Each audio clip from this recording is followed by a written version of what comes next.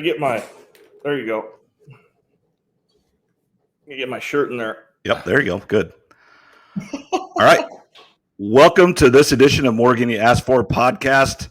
We're in for a treat today. We have RJ Voss, Ames, boys and girls golf coach and middle school PE teacher. Just a couple things before we get started. I do want to apologize about last week's episode. Some reason the video and everything worked fine, but there was no audio to it. So sorry for those of you that did tune in. But we are back this week with a special guest. Anybody that knows RJ, he is a special cat, and I could almost just give him two topics and he would take up the whole hour to talk it, and that would be fine too. But again, I want to thank RJ for joining me. I want to thank him too. He is a listener. He does listen to our podcast pretty regularly, and he always gets me things.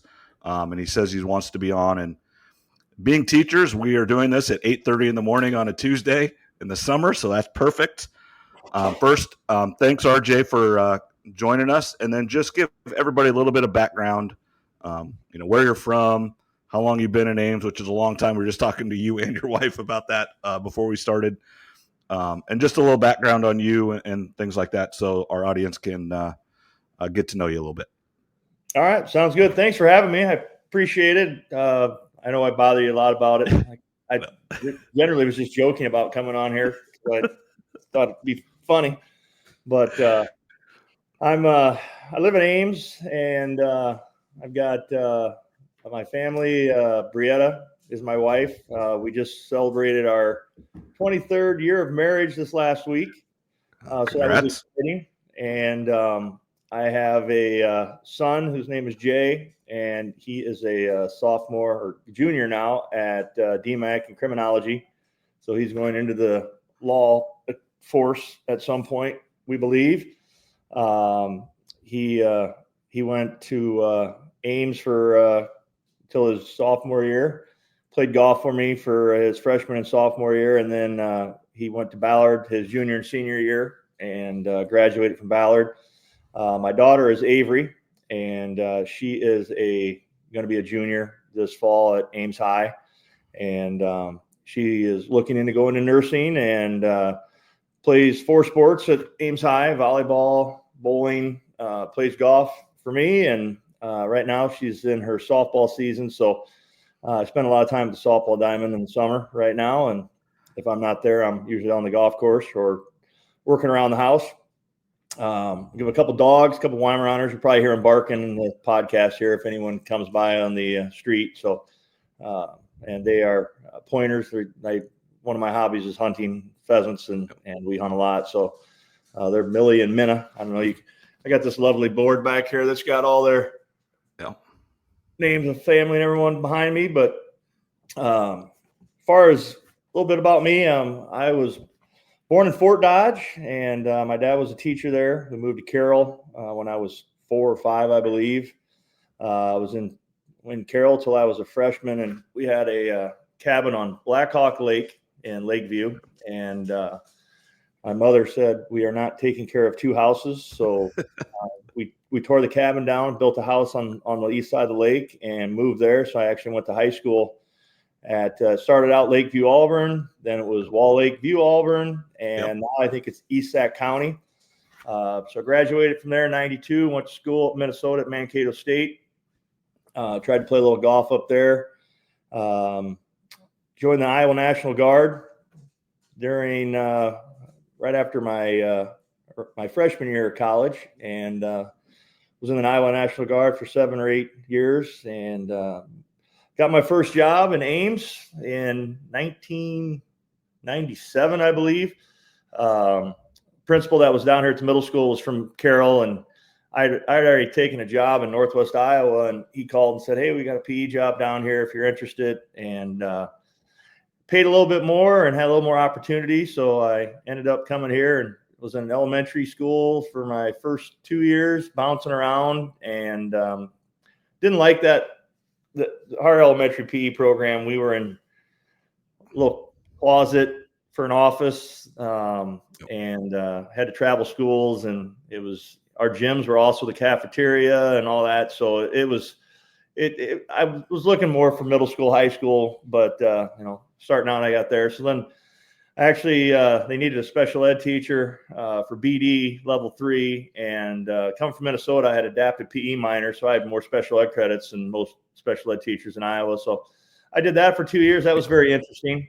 I was the only male in the building, and back then you had to you were restraining kids a lot, so I got to experience that for a couple of years, and I was always looking to get back into PE, obviously. So Judge Johnson, who was our AD here for many years, when he got that job, I rolled into his middle school PE job and been there ever since.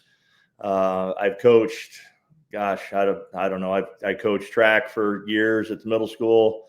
Actually coached gymnastics, which was crazy back then. But the head coach was a PE teacher with me, and she's like, "Oh, I just need someone to spot." So I learned a little bit about gymnastics. I was Bella Carolla Voss. And so speaking of that, I'm going to interrupt here. Yep. RJ was at Ames Middle School when I was going to Iowa State, and I went and watched him, and that was what you were doing at the time in your classes. So you had the beams, and you had it all there. Do you still have that? More. We had injuries and liability problems. It was not good. The mats and stuff we were using, I think someone came in and said, "You guys are," after a girl broke her arm or something in another class. It was another teacher's class.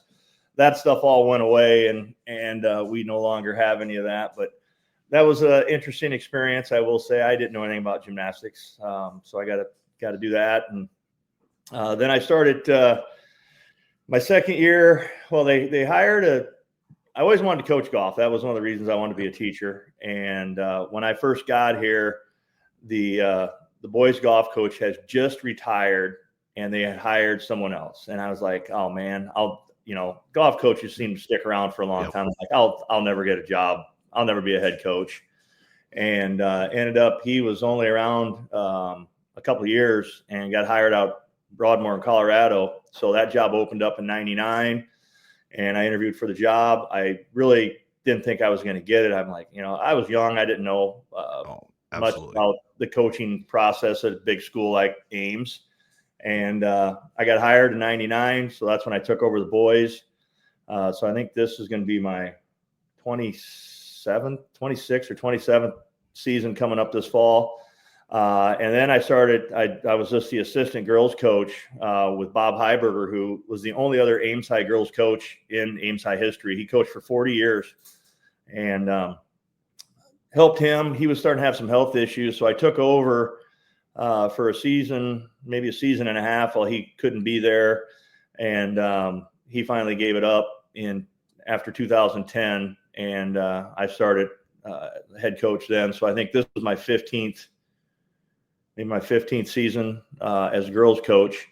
But I was assistant for, 7 or 8 years before that. And that was a pretty exciting time. In 2009 and 10, we won the state championship for girls over at Marshalltown in 9. And we won by quite a bit there and had state medalists on my team, Katie Purcell. And then in 10, we were at Otter Creek and we won. She was medalist again, but we won by 1 stroke. And I think Waukee was right behind us, and Marty Sullivan. I say, was Marty there? Yep. He's like, before my time. You guys, you got us by 1 stroke that year. And I'm like, so he was, after this season, he's like, another 1 stroke victory against a Waukee team. And I'm like, yeah, trust me, I had flashbacks about both because I was like, this is coming down to the wire. But so been here at Ames and been teaching 7th and 8th grade PE at the old middle school, and then now the newer building that's not new anymore, but they still call it the new middle school for some reason. It's 20 years old now. And I coach 7th grade boys and girls basketball in the after golf's over. So before Christmas, it's 7th grade girls, and then after winter break, then it's 7th grade boys basketball. So 4 sports. In the summer, I work at What You Smoking in Luther. Yeah. That's a great place. If anybody's ever not been there, they need to get there. It's a hidden gem out in the middle of nowhere, but it's good. It's a busy place. I don't know how they do it. My wife Brietta works there also. She's been working there a couple of years. My son works there also. So it's the three of us. I looked into working there last summer just because my wife was always at work, and I'm like, if I'm going to have a job, I might as well work, with her. And I mentioned something to them, and they're like, "Oh, we need a bartender out at the grain bin outside. We think you'd like to do that." So I bartended in college and after school for many years in Carroll, and took that job. And so on the weekends, I'm usually there on Saturdays and Sundays. Sometimes on Friday nights. We're only open out there during the weekends, but I worked there all the way until last fall for all the Iowa State games and stuff like that. And if you haven't been there, it's worth your time to travel there. It can be very busy, but food's great. Atmosphere is awesome. It's a very cool venue, very neat place. So if you're traveling over the Boone area or Ames, we have a lot of people that come from all over just to eat there. So I get to meet a lot of people when I'm working from all over, and that's kind of fun because I like to talk to people and I'd say you're a perfect guy for that job. It's a good time. So got that going on, and then I run a business called Voss Grill and Chill. I've been doing that for about 20 years. I sell Traeger wood pellet grills, and have a shop set up down at Ames Outdoor Supply on East Lincoln Way, right across from the tip, or right next to the tip top. So if you're looking for a grill, I can hook you up. I try to sell them for the best prices in Iowa and give good service, and they're a very good product too. So that's a little bit about me and where I've been and how I've ended up sitting here in Ames. I think I've got 4 years before I can retire, and I don't know if I'll go or not. It depends where my kids are at or what they're doing. Middle school is a different. I don't know. It's something. I've done it and I left it. So it's something, that's for sure. But a lot of good kids. I like coaching that level. They like to learn, and it's a different experience every day. You never know what's going to happen. That is for sure. Yep. And that's what, I did the middle school there at Ottumwa Middle School, 6th, 7th, and 8th grade in my, 4 or 5 years there. And then I did go back to the elementary. So I do 1 through 5 right now. And I've got a brand new school. And I know you talk about like the closets and cafeteria. I've been around long enough that we got a brand new school and we got an office, and it's not the cafeteria. So my elementary job is better than some that do have to share in cafeteria, but I've been there, done that. We all start out that way, and you travel buildings and stuff like that. But once you get established a little bit, those jobs are pretty good. We talked about, you've been there a long time. I student taught in Ames, not at the middle school, but with Kathy Gunlock there at Cape Mitchell, where your wife works. She still work there or not? Yep. She's been there the longest, but she's not the oldest. And 23 years she's been there, and she's second grade now. When she first started, she started in Boone for a couple of years doing 4th grade, got hired at Cape Mitchell, and was doing 1st and 2nd grade, and that was combined. Yep. And then they changed that, and her and her coworker that were together went to 2nd grade, and they have a good time together. And I hear some great stories from 2nd grade. Oh yeah, I'm sure you do. I don't know how she does it. There's no way I could. But I get people say the same thing about me, and I'm like, that elementary was not my bag. That is for sure. And that's what makes it great. Everybody finds their sweet spot as a teacher, and that is the really good thing about being like an Ames or a Ottumwa or one of the other bigger schools, is you can move jobs to figure out where you're best suited without leaving the district and leaving your job and starting over. I found that, I've been at 3 different elementaries, the middle school, actually now my 4th one, because we just opened a new one. But yeah, just been able to move around a little bit and not do the same job for, 25 years, unless you want to, without, going to a new school district and learning how they do things and everything. Yeah, now all the elementaries and Ames have all been rebuilt and have their own gyms, and I mean they're nice now. It's a whole different deal than when Yep. I tell people what it was like when I first started, and they're like, "No way!" I literally was in a 10 by 10 closet with a desk and all of the equipment all jammed in there, and you had to move everything out so they could have lunch. And then when lunch was over, you had to put all the tables up, sweep up milk and food. I mean, you were a janitor. You just did whatever you could to survive, and you had classes coming in every 25 or 30 minutes nonstop. And if you could find time to go to the bathroom, that was a good day. Yeah, that's what I still remember.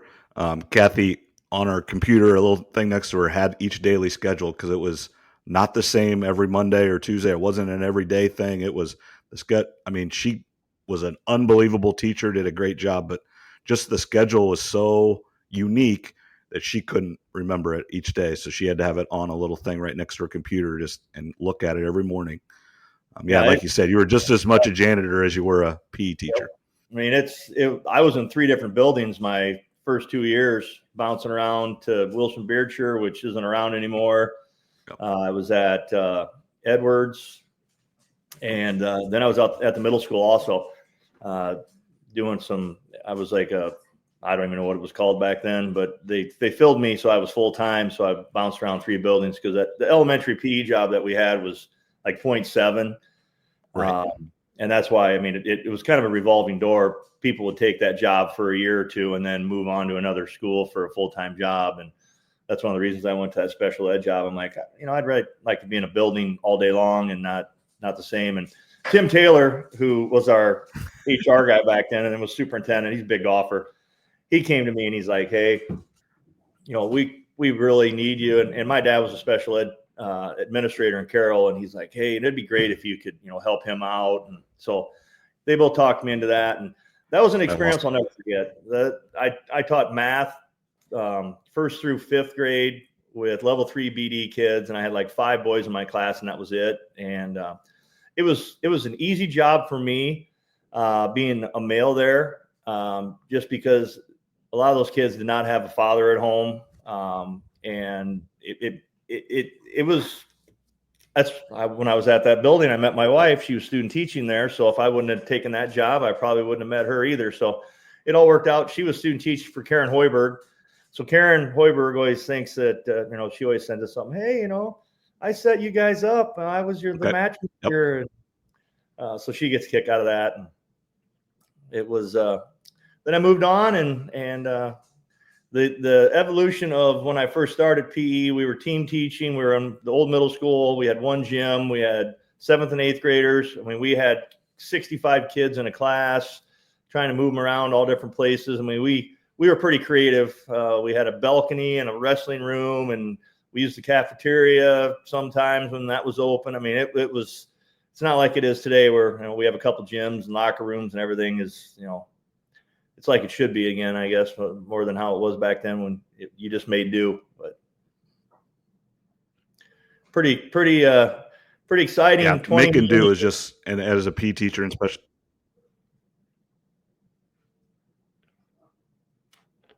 Absolutely. That's what we do as PE teachers. We just make it work. Our gyms get used for things, and sometimes ahead of times, and all of a sudden at 7:30 in the morning or 7:45 when you show up, the principal comes, "Hey, we got to do this in the gym today. Can you go to the classroom or go out?" You hope the weather's good and you can go outside or Absolutely. whatever. But that's part of the fun of it and everything. And then now I know you went to school in Minnesota. I know you talked about hunting as your hobbies, but you also fish and then you snowmobile. Those kind of your 3 big things that you do. Yep. In the fall, on the weekends when I'm not working, I'm out with the dogs. And I just hunt south of Ames. Big pheasant hunter. Dogs are pretty good. Take my son with me. I think we shot 35 birds this last year, and that's usually about where we're at in the 30s somewhere. I've got some pretty good hunting around here, but I just enjoy seeing the dogs get out and work more than anything else. I don't care, what we shoot. It's more about them. And we've had 5 Weimers since we were married. So the first dog we bought right when we got married was a Weimer. We had 1. When she went, I said we weren't going to get one for a while. I caved right away and came home with a puppy. And then we adopted a rescue dog. So we had 2. When those were gone, I was like, maybe we, don't need to have a dog. We're never home. Well, I went and got another one, and then we adopted another now. So we've rescued 2. We've bought 3. They live with us. They sleep with us. They're, if you know anything about Weimaraners, they're very Velcro-y dogs. So they're pretty good. I fish a lot on the river over by Boone. Whenever I can get over there, I'm a big walleye fisherman, and then I chase muskie a little bit now and then. I more collect muskie lures that are handmade by guys that I know more than anything. I think they're works of art, and my wife's not in here now. I don't even want to know how many dollars worth of muskie lures I have that I just admire. I don't even fish with because they're not cheap. So we used to go to Lake Mille Lacs before the kids started playing baseball and softball. We'd stay up there for a month in the summer. So I got to fish from one of the best lakes in Minnesota for a month, and that was fantastic. I mean, you could go out and catch, 100 fish a day, and fish average over 20 inches. You catch fish anywhere from 26 to 30 inches out there quite often. And then I started kind of getting into the muskie thing up there, and caught my first muskie on the 4th of July a few years ago. It was just short of 50 inches, and that was pretty exciting. So then I started fishing a little bit more around here, but we have a boat, and I've been going over to Hickory Grove a little bit this year. They redid that whole entire lake, and it's pretty good. It's full of walleyes and crappie, and I ice fish a little bit in the winter when I have time. But my number one passion is snowmobiling, and we've been going as a family for, I don't know, since the kids were. When Jay was 3, I got him his first snowmobile, and he's been riding since 3. My daughter started riding when she was, she was a baby almost. I just hold on to her, and she'd fall asleep on the snowmobile. But we spent a lot of time up in the UP of Michigan. We go up there a lot. We usually go up over winter break and spring break. Started going out to Wyoming the last few years, and this year went out on a trip to Union Pass, which I hadn't been there. It's about 14 and a half hours away, and it was the coolest place I've ever been. And I plan on going back there now whenever I can. It's beautiful. There's elk and moose and all kinds of different animals to see, and trails and everything are really good.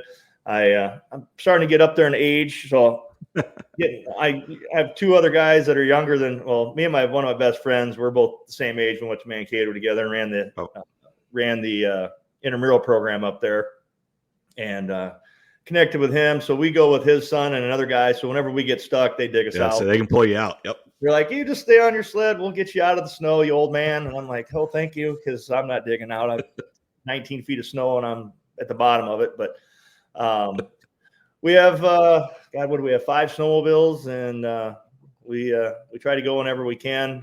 Ride around here on the river when it's good, up Boone, up to Lehigh in that area, and it's just something that we really enjoy as a family. My kids love it, and it's something that I wish I could do more often. We've talked about moving when we retire, and I'm like, maybe we should move out west, and you basically can get to about all 4 seasons within 2.5 hour drive or 3 hour drive, right.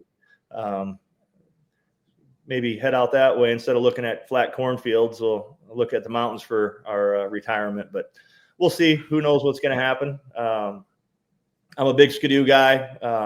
That's what I ride, and a lot of my other buddies are Polaris guys, and we rib each other back and forth about what we ride. But it's something that worst part about teaching is it's hard to get away in the winter, and coaching basketball, I've got to take weekends off, right, to try to travel, because everywhere we go, it's 9+ hours to get there usually to ride. And if you're gonna ride snowmobiles and you live in Iowa, you got to chase snow. So it's something that I try to do whenever I can, and I love it. It's certainly what I look forward to. I'm a winter guy. I always have been. I like it cold. This heat's killing me, man. I played golf all this last week in the heat, and it's been. I can always put more clothing on in the winter. In the summer, I can only take off so much. So it's my love. And I'm a little way. it's hobbies are good. And you know this, your kids are a little bit older than mine, but my son's 12 right now. So every weekend we're playing in Des Moines or somewhere playing baseball. He does soccer. He does basketball. He plays golf. I mean, so it's just one of those right now. It's all about the kids. And my daughter's going to be a senior. So, she doesn't do as many activities, but she's working. And then actually I just went to Chicago on last Thursday to watch a Stray Kids, which is K-pop. I don't even know. I don't even know. I don't know what you're talking about. It really feel it was fun. I don't know any of the music, but it was just. Well, I don't either. I mean, I even went and saw them, but it was one of her Christmas presents, and she loved it, and it's one of her things she likes. And she was talking to the people around us all about things that I had no idea even existed. But that's what's neat about kids, and we see that with the students that we have too. Everybody has different interests, and they'll come up and tell you, "Hey, I went and did this today or this weekend, or I'm going to go do this with grandma and grandpa, or mom and dad, or whoever." That's what makes the world go around. Everybody has different interests and everything else like that. Absolutely, and we where you're at right now, I've been there, and I know how busy it is. It's a crazy time. It's hard to get anything done at home or around the house or anywhere else. So, every weekend you're traveling, and during the week you're just trying to make ends meet. So keep it up, man. Yeah. So let's talk a little bit about the state title this year. You had a few girls that have been on the varsity team for 4 years, been close, thought you had chances before. This year kind of got down pretty good, but then made one heck of a comeback. And then, I know her dad really well. Emerson Modal makes a putt to win it for you. Senior leader, had been on the team forever. Her dad's a video guy at Iowa State that has been there since McCarney came. So he is Iowa State football as much as you can. And that's when I got to know him, and I still talk to him at the meets that we're with you at, or I see him at Iowa State things and everything. Yeah, it was one heck of a season. I have four seniors, and all four of them are going to continue on to play or go into the golf. Emerson's going to go to Lincoln and go into the PGA program. So she's going to be a teaching pro, and I think that'll fit her very well. I think she'll do a great job there, and I think it's a great choice for her. But this season, it was really hard for these girls to actually realize how good they were. To be ranked number one in the entire state of Iowa, all classes, is pretty impressive. And it was really hard to get them to buy in and have some swagger and confidence throughout the season. So that was one of my big pushes. We get to the state tournament over at Pleasant Valley, and if you haven't been there, we went over in April, early April, like the 7th, and it was blowing 30 miles an hour, and it was like 38 degrees, and it was freezing cold. And I had no idea what it was like. And we get over there, there's sand everywhere. There's water everywhere. The greens are really funky. They're like clover leaves, and they all kind of drain or move to the middle of the green. And they're like, wow, this is unlike any place we've ever played before. So as a season, we got into the season. We played pretty well to start, and we had a couple. We lost we lost to Marshalltown once at Willow Creek, and Henson from Marshalltown, who is a really good player. She shot 7 under. She had it to 8 under going into her last hole, and I think her sister Amber, who plays at Drake, had shot 7 under there also. She was thinking about beating her with 8 under. He hit it in the trees, tried to punch out, hit the trees again, got it in the rough, and got up and down from there and made bogey. They beat us by 2, and the girls are like, oh gosh, they're really good. And I said, well, when you have 7 under, that's a lot of strokes to make up. I think they beat us by 2 there. So that kind of motivated us to work a little bit harder. My group of girls, I don't think there's, they work so hard. They're at Vanker all the time, year round. They just put in the time the last 4 years to get better. And, we play some really hard golf courses for our schedule. I mean, we're at Vanker 4.9s of our average. We played Des Moines Golf. We play Otter Creek. We play Elmwood over in Marshalltown. We play Fort Dodge Country Club. Our schedule is legit. And for them to be ranked and have the scoring average that low with the golf courses that we play, it really says something. When we played Des Moines Golf this year, we played the South course. My girls have all played the North. We hadn't played the South, and we got beat by Northwest there by 4. They had 2 girls that had never broke 80. I think one's low score was 80, one was 82, and they shot 74, 76. So they played really, really well. We played well, I think, and they got us by, I think, 4. Then we were supposed to be at Fort Dodge that Friday to play and see Northwest again, which my girls were really wanting to see them again before the state tournament. And we got they canceled the meet for wind. It was blowing like 50 miles an hour. Thursday, a tree got blown down, and they were worried about safety of the girls. So we lost our last meet of the season. We went over and we played over at PV twice. And the first day, I'm looking at scores, and I'm watching Waukee Northwest just run away with this thing. I mean, they were like 1 under as a team after 12 or 13 holes still. And then the last 6 holes, they just fell apart. And I mean, I thought we were going to be down 20 after day 1, and to get it back to within 9 strokes, I told them that's very doable. I told them if we go over there and we can shoot around our average or a little better than our average for 2 days, we should be able to win. And we had a pretty good conversation on after the first day that night about what we needed to do the next day. And I said, we don't need to go out and go crazy. We just need to go out and play our game. I didn't think Northwest could come back and shoot, what they did day 1. And, I think we cut the lead in half after 9. And then we got up. We were up 7 or 8 strokes at one point. And I think we had 2 holes left with the live scoring, and we were up 7. And I'm already getting texts from people going, "Hey, congratulations." I'm like, "Hey, this isn't over yet." And I kept thinking back, in 2006, with my boys team, I had Nick McDermott, Doug McDermott, and a really good group of guys. And we were up 7 with 2 holes to play. We lost by 1 stroke to Valley. And it was pretty funny after this state meet was over, I get a text from Doug McDermott, and he goes, "You'd have 2 state titles as a head coach if my brother wouldn't have doubled his last hole."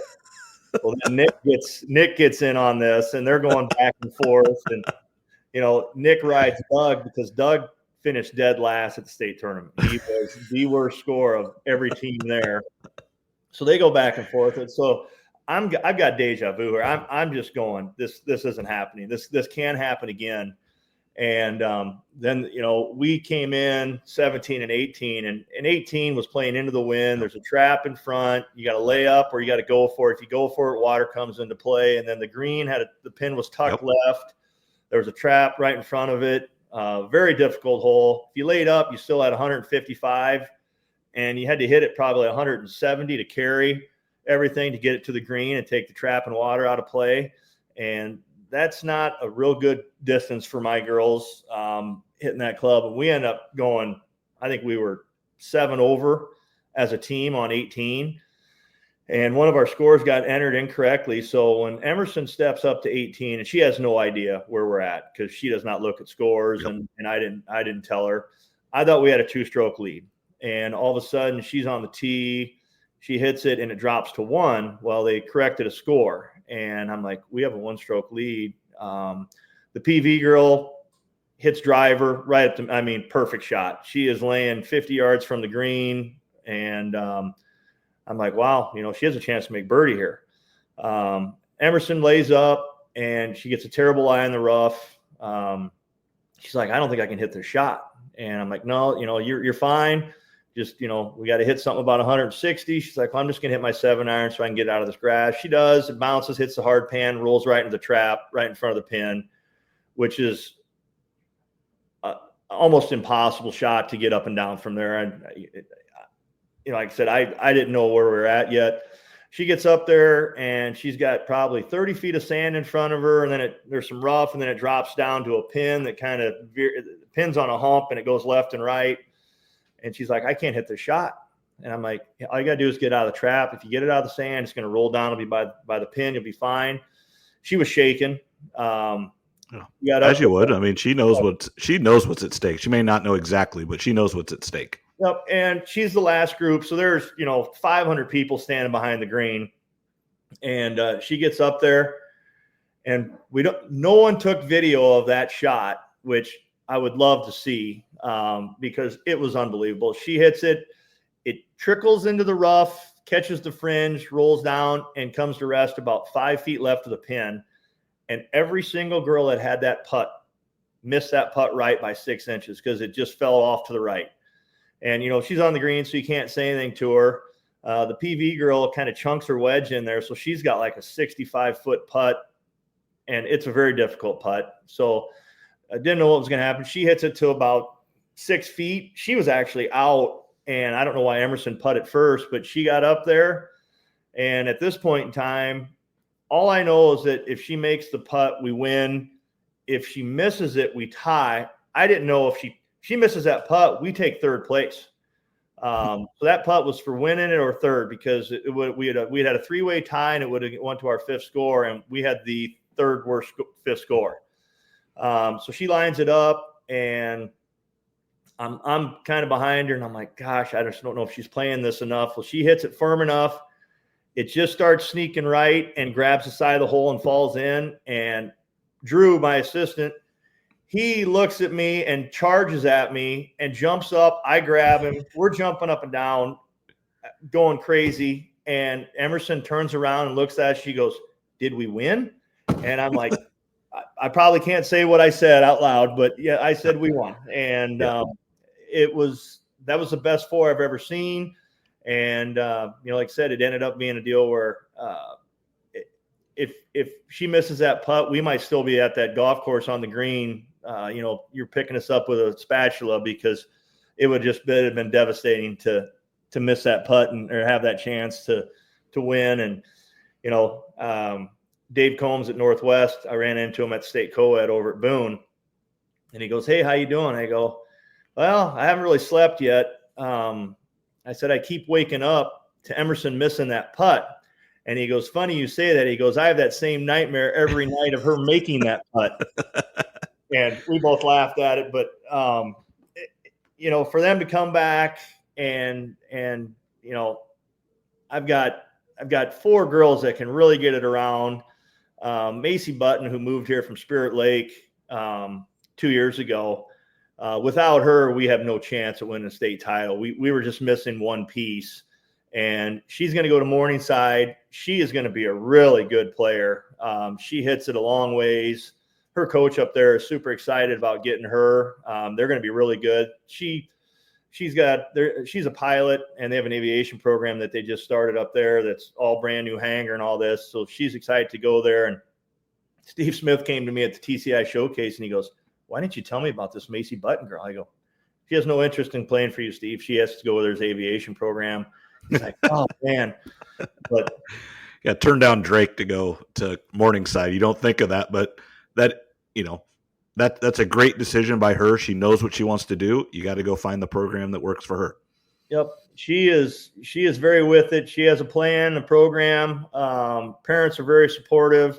Elizabeth Duncan played really, really well at state tournament again this year. She kind of struggled to start the year and just wasn't playing as well as she could. And she got it to going at the end. And then I've got Estelle Wong and Jessie Lohman are my 4 and 5. And they kind of struggled a little bit on the second day. Zoe Johnson is a freshman who really didn't see a whole lot of me this year. I'm like, you're going to get experience. My daughter had hip surgery in January. on her labrum. So she played varsity a little bit last year, and this year she was still recovering and didn't get a play, or just isn't the same. So she played the second day. So I got a state championship. My daughter got to play, got her name called off, and got to play there. And that was very special to me. I mean, my wife goes, when I turn 50, I don't cry.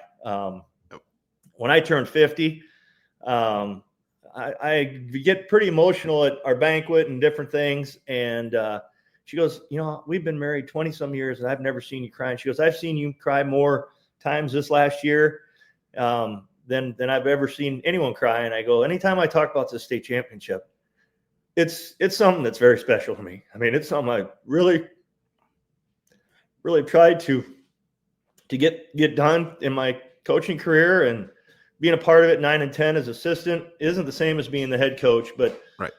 That feeling, and I shared that with our girls a lot this year. I'm like, the feeling of being a state champion and winning is like nothing in the world. You'll never forget that day the rest of your life. It is something that you will cherish. And very, very few people get the opportunity to be a state champion. And when you have you're hosting the trophy and you're getting the awards, and, people are like, what are you doing? I said, I'm just taking this all in. I just want to stand here. I want to watch. I want to see this. I want to make, this is something that there are people in programs, they win multiple state championships, right. And we're not that. Ames Golf is not that. This was a work in progress for 4 years. I think we went 9th, 6th, didn't play very well last year. And this year to not win it with the team that we had and the amount of time and work that they put in, it would have just been crushing. So it's been a month now almost. And I think about it. I see that putt. I see the scoreboards. Every day it's something that is on my mind, and it is it's a feeling like no other.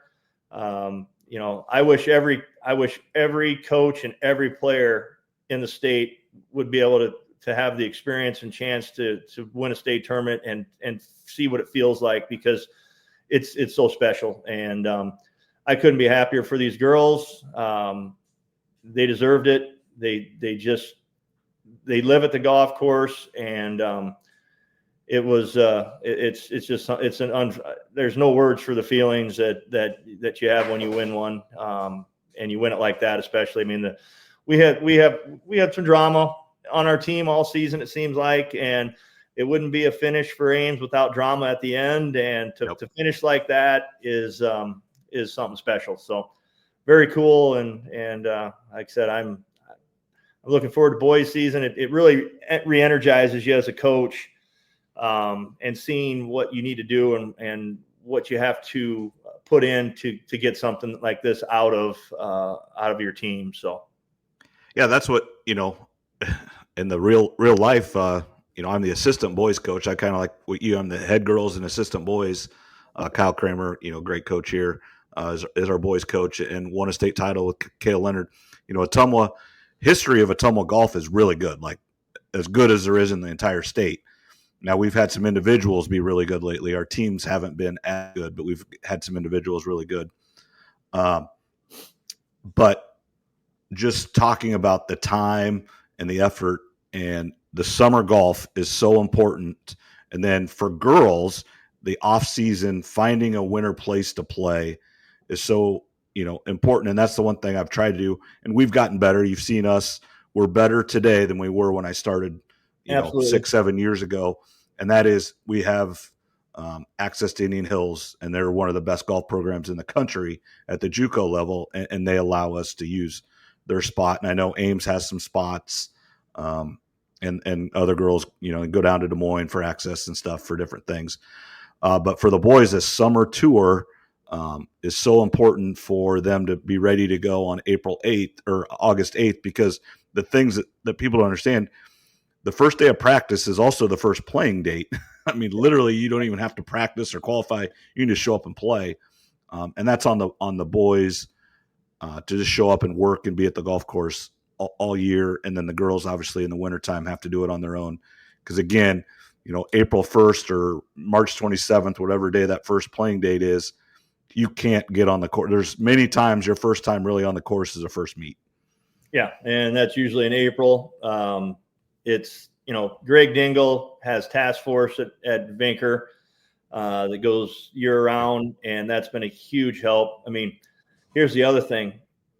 Gilbert is less than 5 miles away from Ames High, and we've got 2 state championship teams for girls, 3A and 4A, Gilbert and Ames. That speaks volumes to the golf programs here in Ames and the area to get 2 teams that close together, winning both classes is pretty spectacular. So he does a great job, and without him and his program and getting these girls to buy in, I wouldn't be on this podcast with this trophy today. And I owe him a ton. The amount of work that goes into getting to this level. I had 25 girls out this year, and that's phenomenal. That was the one thing that I was disappointed this year. We had a little bit less of a team. I'd been 15 to 20, and we were at 10 this year, and that's a little less. And I think we're going to get back up next year. But and the one thing, I'm super excited. The Ottumwa Country Club did hire a club pro nice. For the first time in a long time.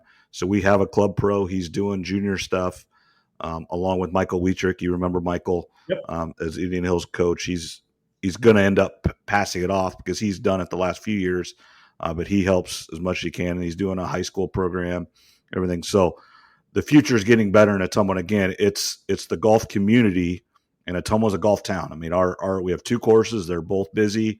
The country club is coming back a little bit.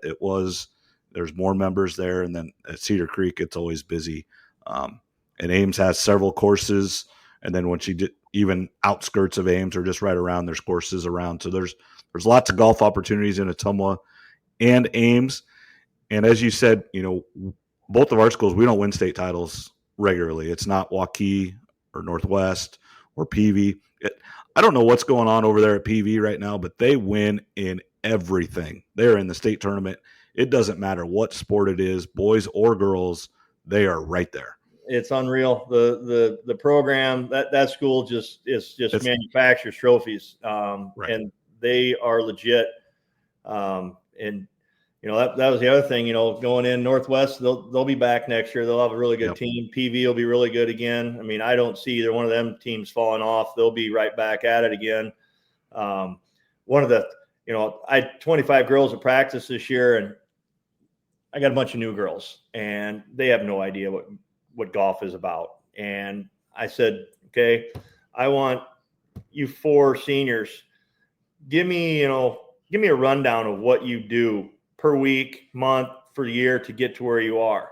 And they're saying about, their routines of practice, weights, everything they're doing for golf only. And these freshmen and sophomores that are just their mouths open and they're like, what? I go, you guys have, I said, we have some pretty good players on this golf team that are never going to see varsity level. And you need to understand you are around, now a state championship team. Right. But here is what goes into getting to this point. And these girls are looking at me and looking at each other like, are you kidding me? I'm like, yeah, that's how much time, effort it takes to get to where these girls are. And if you want to continue, if we want to win and get to this, stay at this level, this is the kind of commitment you're looking at. And they're just in awe. And quite honestly, I'm in awe because that's all they do is golf, and they are committed to it. They're there before school, they're there after school, they're after, if they run cross country in the fall, after cross country practice, where they at? They're on the range. And anytime they can get there, they're putting in the time, and that's what pays off. But it is a huge commitment. Golf's expensive. It's very, I don't know how busy it is in Ottumwa this year, but I've never seen Vinker as busy as I've seen it this year since before COVID. I couldn't even hardly find a place to park in the parking lot every night for practice. There's that much golf being played, and the range is just full all the time. So, and that is a big range too. I mean, it's not small. I mean, it's the community / college range. And actually, I just saw that yesterday. Rocco Beck and Ben Bramer did a match at Vinker and stuff. So, just so those now kids are out there a lot, and when they are, we can't even have practice because all my girls are going goo goo gaga. Look at this, Taman's out there with all the basketball team, and and I'm waving at them. I had Taman in class, and they're like, "What are you doing?" I'm like, "I'm saying hi to Taman." I said, "You want him to come over here?" So I'll get them over, and they'll take a picture with the girls, and they're just like, "Oh my gosh!" And I'm like, "Oh my." Let's get back to practice, ladies. You guys need to keep moving, but they stopped out. We had a team dinner, and they were out there, and they came and had some food with us, and they all got a picture together, and they were pretty psyched about that. But Taman's an all right golfer. I always asked those guys, I'm like, why didn't you guys play golf? Because Sam Burton had played for me, and they're all really good friends, and Sam basically got them out there playing just because he was out there all the time. And I'm like, hey, you could play golf in the fall. You don't have to play football. I say Taman was a good football player till he hurt his knee there. Taman had it. He could have played college football too. That's what people don't understand when you're a Division I athlete. And basketball was his thing. Now I don't know if he was a Division I football player, but he'd have been a high Division II, and probably maybe a MAC Division I football player. He was when he was young. At quarterback, he could run and he could play. Yeah, he could play. Absolutely. Well, thanks a lot. Here my last question is: so, how much sports do you watch? What's your favorite? Who are your favorite teams? And then, like, if you had I guess it doesn't matter, but Sunday afternoon free, any sport could be on TV. What do you watch? Golf. Yep, that's Jim Nance at the Masters.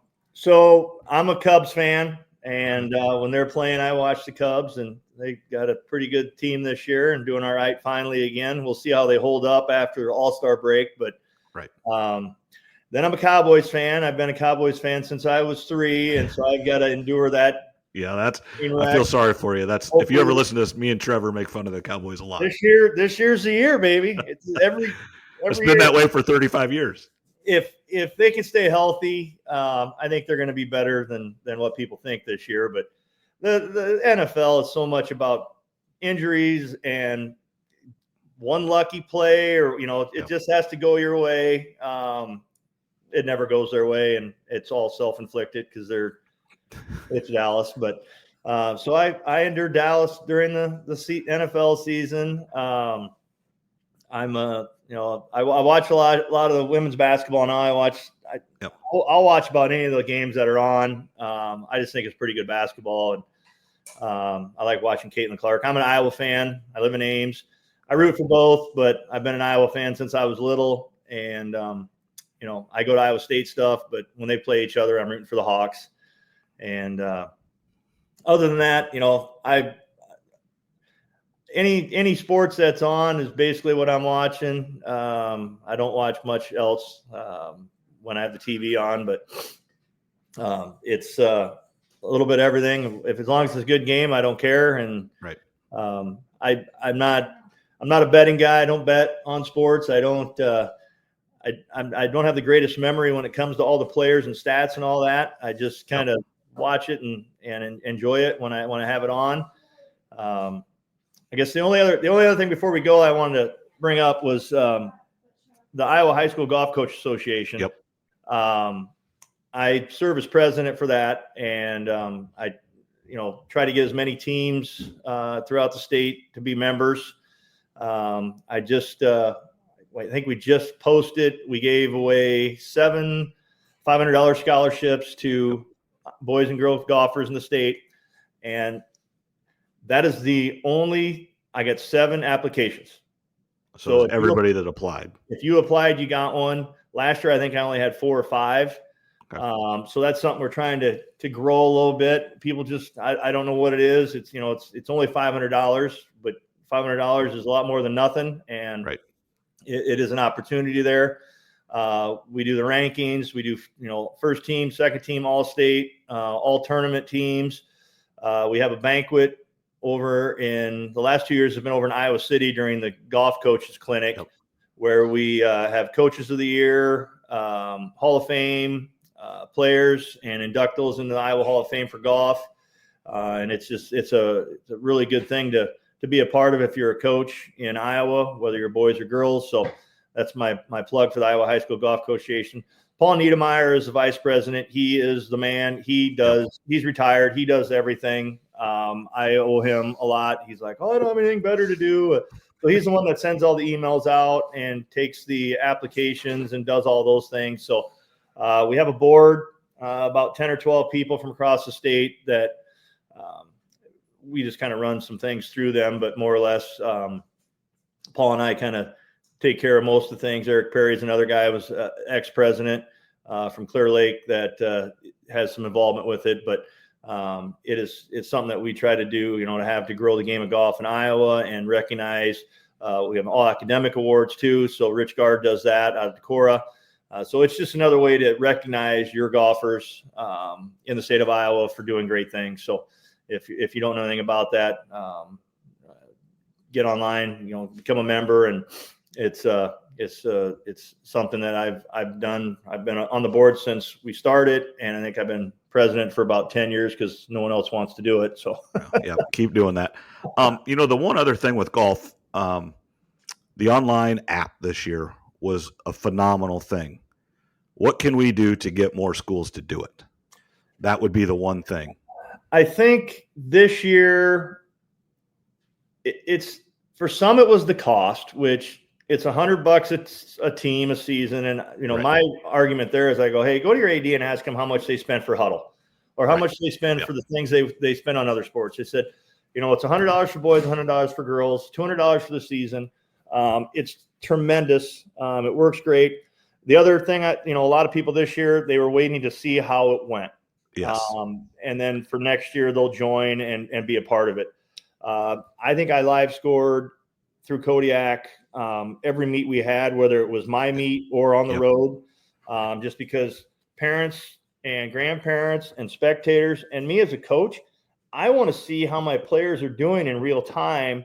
So I can see, if I got a girl cruising along that's, even par and just, no issues, I can let them be. If I see a girl that's taking a triple or a quad, I know I need to go over and get to them, find them on the golf course, and, get them turned back around. So having those scores live and real during time is great for everyone involved. My parents love it. Their family, their friends, they're sharing it with them. I'll get a text, hey, where's the scoring? Why don't we have a scoring link today? That too. Yep. And I'm like, well, they didn't want to do it. So like, I know of our conference meetup. Set it up real quick. I just go, hey, we're doing this, and I know you're not, but I'm going to set it up so we can have it. And that worked out great. So it doesn't take long. Once you figure it out, it's really easy. I mean, there's nothing to it. When I first got it and opened it up, I was like, whoa. I called Matt Evans and I go, hey, can you walk me through this a little bit? Yep. He goes, I'll send the video out and you can watch it. And now I can navigate it. And I mean, like I can set up a meet in 10, 15 minutes without a problem. And it works fantastic. So if you don't have Kodiak or you're got any questions about it, it is legit. It is for real. I would get it. I mean, you can have someone sponsor your membership. Like you talked about golf being expensive. Your local golf course. You put up we did that. We did it. Our booster club essentially paid for ours. So I put the logo of our booster club and the link. So if they click on it, it takes them to that. And I know my friend Zach Trummel at Sigourney, he had the golf course sponsor it, so it clicked to Sigourney Golf and Country Club. Absolutely. And just $200 for most businesses or organization in your town. It's a no-brainer. Yeah. Yep. And like I said, you get the advertisement, and a lot of people see it. I mean, and it's only going to get bigger and better. And the customer service is second to none. You call, and we both have a relationship with Matt Evans, so we go right to him. Yep. But if you just do the Kodiak as well, it's really good as well. And then he actually, so the rankings on Kodiak are probably the most legit rankings. So even kudos to Matt, because the meets that weren't scored on Kodiak that went through other venues, he took those scores, put them into Kodiak, so everything was actually up to date, and all scores for all meets were in for all the classes. So that guy gets after it. I mean, he's unbelievable. When he was still teaching and coaching and doing that, I could only imagine how much time he spent on a computer. His wife goes, I go, hey, I want to thank you, because they came down. We gave him the President's Award one year, and she goes, I go, what does he do besides this? She goes, nothing. That's his hobby. I mean, that's right. My snowmobiling is his spreadsheets. I mean, he just lives on them and loves doing it. And, like I said, he comes down to meets. If you want him to be there, he'll be there. And he does a fantastic job of promoting it and runs a great program. So Kodiak is the way to go, in my opinion. Absolutely. I just, here in Southern Iowa, and some of those guys, they pull out that spreadsheet from 2001. And it was in 2001, it was phenomenal. Yep. Absolutely. But then you get a score at the end, or you get a score after 9. And when you're used to seeing it every hole, and like you said, you can look right there. Hey, this girl's struggling, or this girl's doing fine, and you can get to them faster. And some kids want to know. Absolutely. Like I know Emerson doesn't, and then Michaela, my number one, wanted no part of knowing it, and that's fine. Didn't want to keep score unless she had to. A couple of meets where I said, well, you're doing it because no one else knows it. But some of the girls really do like it and want to know, team-wise and individual-wise. And boys, they're a lot different than the girls. They want to know all the time. They want to see where they're at. And from my experience, it's completely different. My girls, they don't care, don't want to know it. And you don't have to. You just put your scores, and you don't have to look at anything. But the boys that they were like, I want to know how, where we're at and how much we're down and how we're playing and da-da-da-da-da.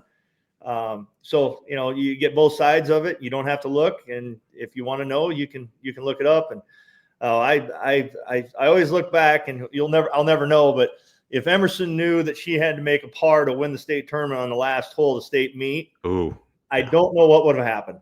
It probably would have been a different scenario, but we'll never know. It doesn't matter. And, greatest 4 I've ever seen. And she's hosting a trophy, and life is good in Ames. Yeah. Well, thanks a lot, RJ. We're right at an hour. That's usually what I try to go to.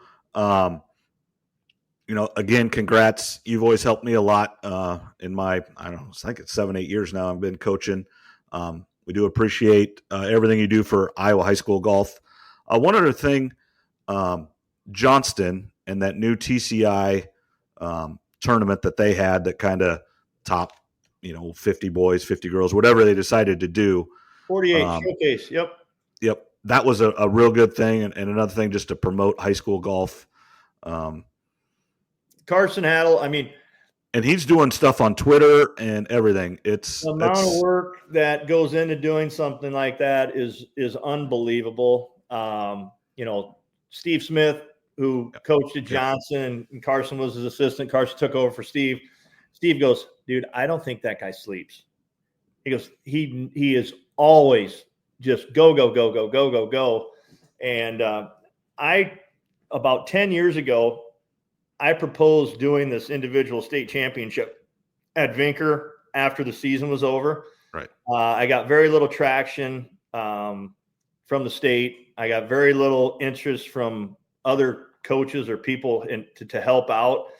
And I talked with him a lot about it. And he's like, I'm going to do it. I'm going to do it. And I'm like, good for you. And I go, if you need anything, I went down. I was a rules official.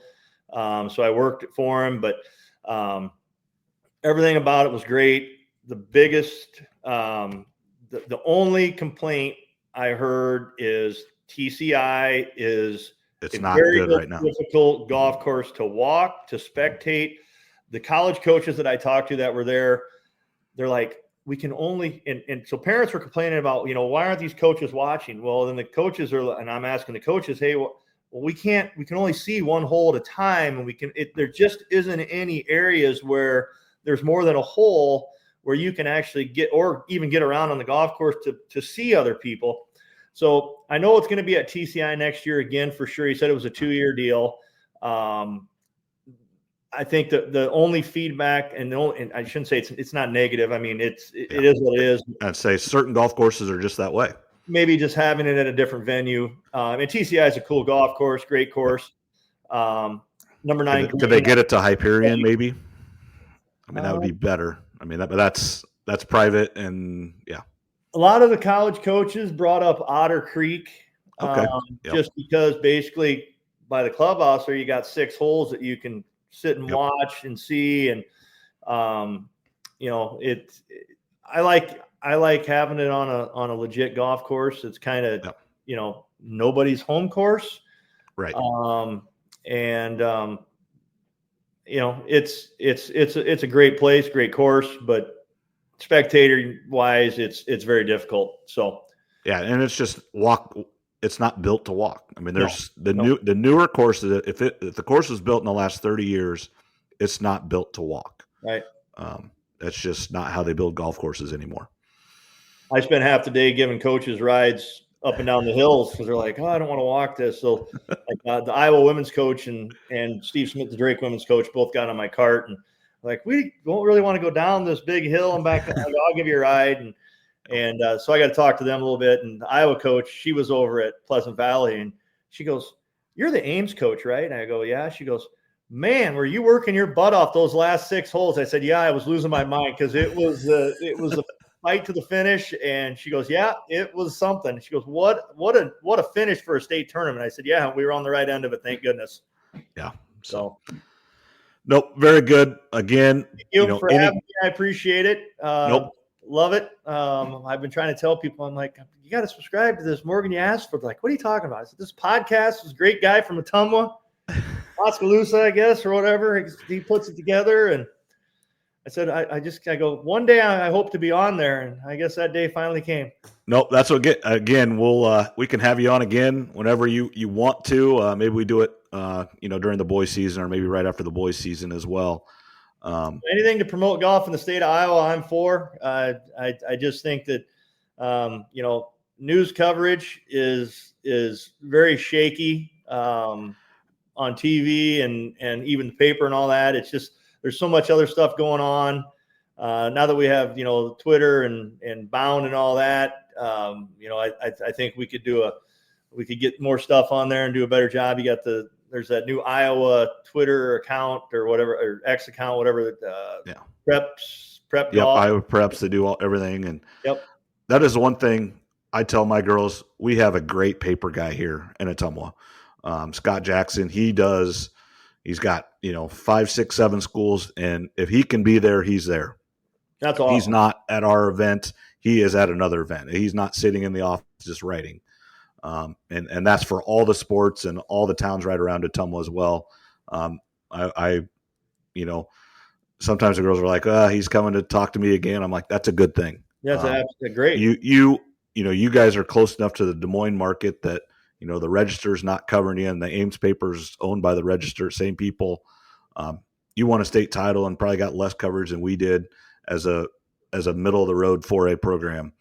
On an individual basis. Now, when you won the state title, I'm sure everybody came calling, but on a day-to-day basis, we get as good a coverage as anything. That's great. And we're very, very lucky. And some of it is we are down here in the middle of nowhere and there's nothing else. Well, that helped. When people see that stuff in the paper, it promotes golf, and it promotes, people want to be interested in it, because when they're seeing it, hey, this is something cool, and maybe we should give it a go or get out there and play or whatever. And it is the support from the town itself and the community. If you don't have that, it's really hard to have a good golf program. And you guys have a lot of support there. I grew up in Carroll, and Carroll's a golf same town. thing. I mean, there's a reason they have numerous state championships. It's what they do, and they give it away, and they get it back from them when they get older. So that's the thing, is you got to give them some stuff when they're young, so when they're 25 and start their career and they live wherever, but you hope they stay around and they'll join that golf course or belong to that club or have their kids sign up for it. And it's the long game. You can't think of it as a short game. Yep, absolutely. All right. Thanks a lot, RJ. And we'll talk to you. Well, we'll probably see you in just over a month at a golf event. We'll be there. Thank you. Thanks a lot. You bet.